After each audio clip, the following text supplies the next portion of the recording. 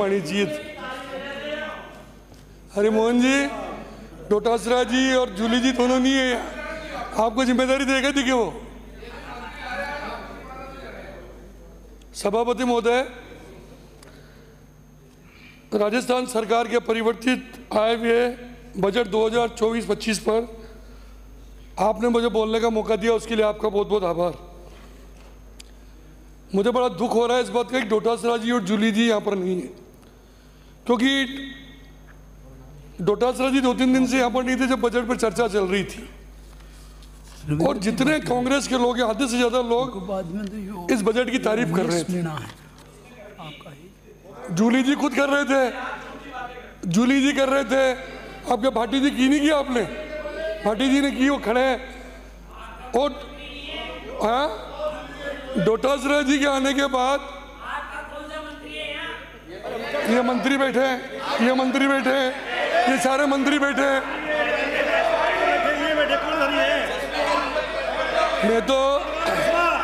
मैं तो एक ही बात कह रहा हूँ, विपक्ष में बैठकर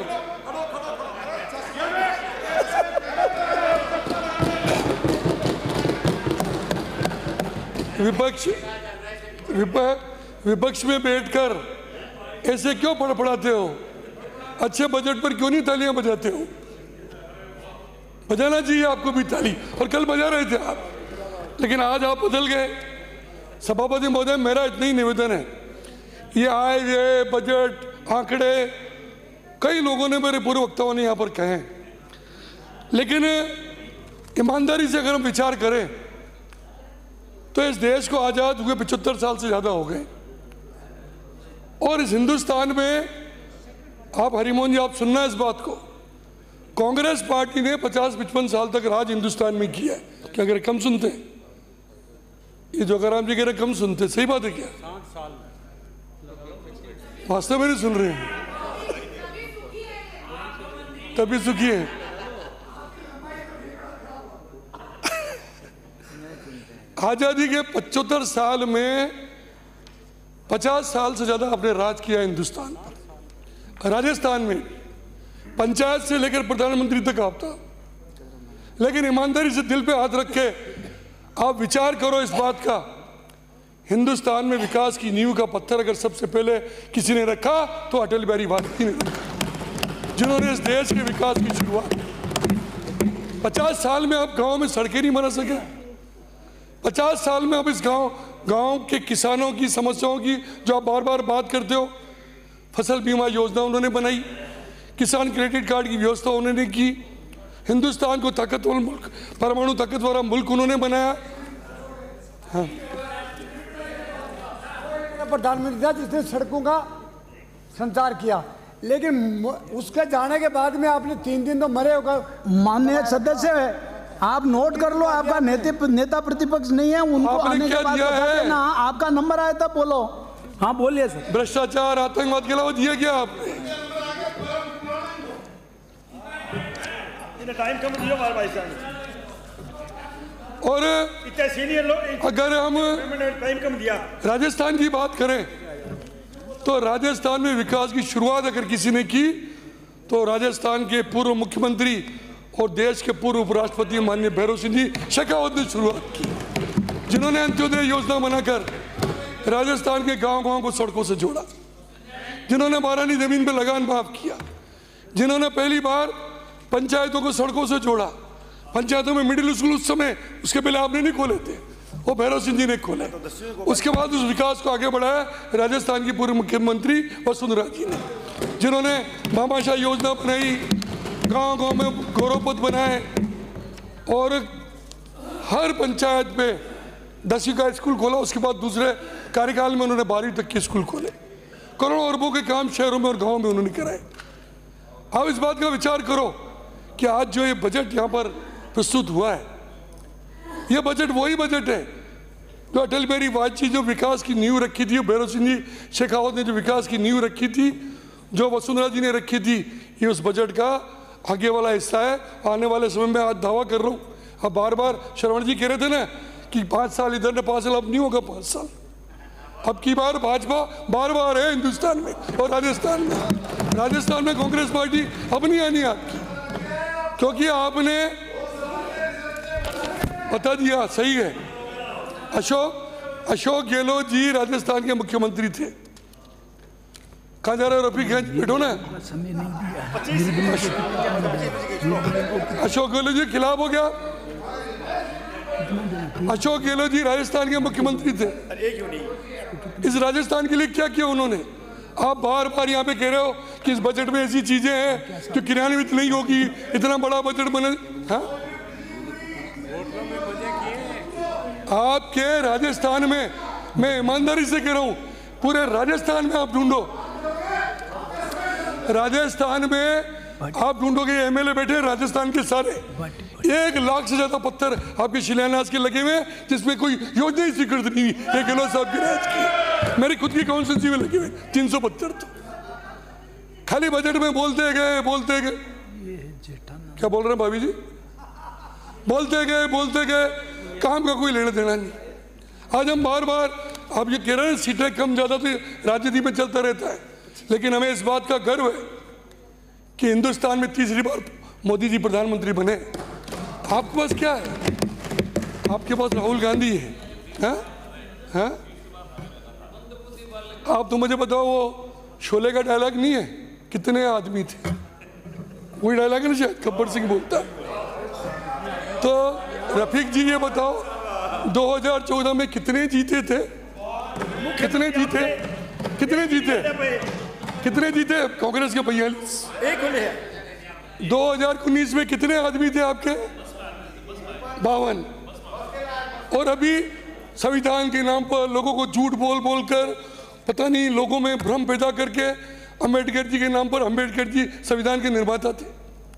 अंबेडकर जी को हराया किसने? आप लोगों ने हराया 1952 में बॉम्बे में। भूल गया। हाँ, ये भूल गए उसको। अब आपकी सीटें कितनी आ गई? अब आपकी सीटें आई 99। नहीं, सुनो तो सही, अभी की मत दो संजय जी। आप तो 2014 की, 2019 की, 2024 की, तीनों को मिलाओ कितनी सीटें होती हैं इनकी? हैं? तीनों मिला के उतने पे सीटें नहीं आई। 199 सीटें। मेरा समय कभी खत्म नहीं होगा, मेरा समय तो शुरू हुआ है, कहां से खत्म होगा? लेकिन आज और आपको ये सीटें मिली कैसे? यूपी में सपा से गठबंधन कर लिया, वहां उद्धव ठाकरे जी मिल गए, कहीं आम आदमी पार्टी मिल गई। इन पार्टियों को मिला के आप इतना जोश खाने की जरूरत नहीं है। आज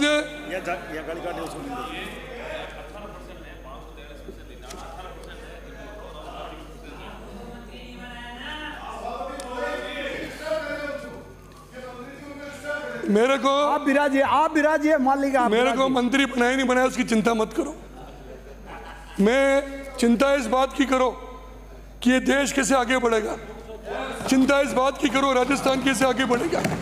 हमारे मुख्यमंत्री भजन लाल जी शर्मा और राजस्थान की हमारी उप मुख्यमंत्री, हमारी वित्त मंत्री दिया कुमारी जी ने जो बजट दिया है ना, ये कांग्रेस को खत्म करके रख देगा, देख लेना आप। बिल्कुल, क्योंकि मुझे पता है ये पहली बार हुआ होगा इस बजट में कि कांग्रेस का एमएलए हो, चाहे ये बाप पार्टी के भी बैठे, निर्दलीय भी बैठे, यूनुस खान जी, चंद्रपान जी, जीवाराम जी, आपको कसम है, अशोक जी, आपको इस बजट में कुछ नहीं मिला? सबको मिला है। पहली बार ऐसा बजट है, पहली बार। भाटी जी गलत तो नहीं कह रहा हूं, पहली बार ऐसा बजट है। आप बोले हो, आप भाषण में बोले हो, व्हाट्सएप चलाया आपने, ये दिया है। आप मिलेगा भी नहीं। प्लीज प्लीज प्लीज प्लीज सभापति आप महोदय, आपका नंबर आया था बोलना ना। सभापति महोदय, जीत क्या गया? हाँ, तुमने क्या दे दिया? माननीय सदस्य आप बोलिए, शर्मण जी, आपका समय समाप्त हो रहा है। शर्मण जी, एक बात बताओ, अगर मोदी जी इस देश के प्रधानमंत्री नहीं होते, अयोध्या में राम का मंदिर बनता? ईमानदारी से बताओ, नहीं बनता। अगर इस 500 साल की समस्या का किसी ने समाधान किया तो नरेंद्र मोदी ने किया।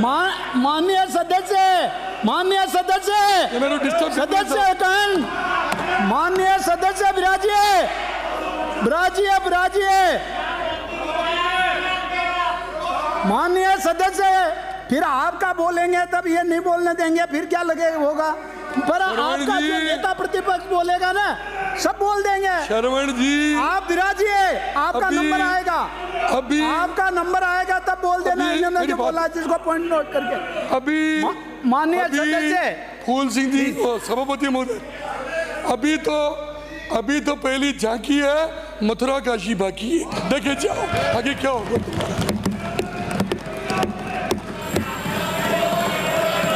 अयोध्या में हम नहीं आ रहे हैं, हैदराबाद में आ रहे होंगे।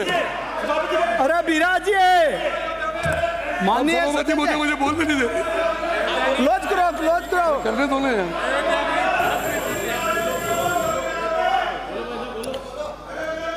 आपको ध्यान है, आपको ध्यान है। अरे आप विराजिए, अयोध्या में विराजिए। सभापति महोदय, सभापति महोदय, एक जमाना था जब मनमोहन सिंह जी इस देश के आपकी पार्टी के प्रधानमंत्री थे। हिंदुस्तान के बाहर अमेरिका, जापान, जर्मनी, कब मनमोहन सिंह जी जाते थे, कब वापस आते थे, पता ही नहीं लगता था लोगों को कि हिंदुस्तान का प्रधानमंत्री हुआ क्या है। हालांकि उनकी हालत तो ये थी कि हमारे प्रधानमंत्री जी को अमेरिका में मनमोहन सिंह जी को सलाह लेने के लिए बुलाया है। हरिमोहन जी वो इसलिए बुलाया कि ऐसा है, आगे कोयला भी खा के भी। ऐसा है हरिमोहन जी, ऐसा है हरिमोहन जी। माननीय सदस्य खत्म करिए। सभापति मुझे बोलने नहीं दे रहे, मैं क्या करूं? अपनी बात करो। सभापति मुझे मेरी बात आप उधर देखो मत, आप आसन को संबोधित करो और सभापति समाप्त महोदय, करो। मनमोहन सिंह जी को तो सभापति महोदय जुकाम होता था ना, तो सोनिया जी को फोन करते थे, गोली लूं कि नहीं लूं, ये हालत थी उनकी। लेकिन आज क्लोज कीजिए। आज हिंदुस्तान के प्रधानमंत्री नरेंद्र मोदी अमेरिका की धरती पर उतरते हैं, चाइना जाते हैं, जापान जाते हैं, तो लोग कहते हैं हिंदुस्तान का शेर आया है। ये है नरेंद्र मोदी का किरदार। आज पूरे देश में धारा 370 के हटाने के बारे में सोच सकते थे? अमित चाचान जी। मैं सभापति महोदय, मैं कुछ बोला ही नहीं हूं अभी तो। नहीं अरे मेरा 5 मिनट तो बोलने दो। सभापति महोदय, माननीय सभापति महोदय, मुझे आपने प्लीज बोलने का अवसर दिया। सभापति महोदय, आपका बहुत बहुत सभापति महोदय, बहुत धन्यवाद। क्या कह रहे हैं सभापति महोदय? रविंदर जी पार्टी को बोलने दो, 2 मिनट उनका समय है, उनका बोलने दो। बाद में धन्यवाद सभापति महोदय।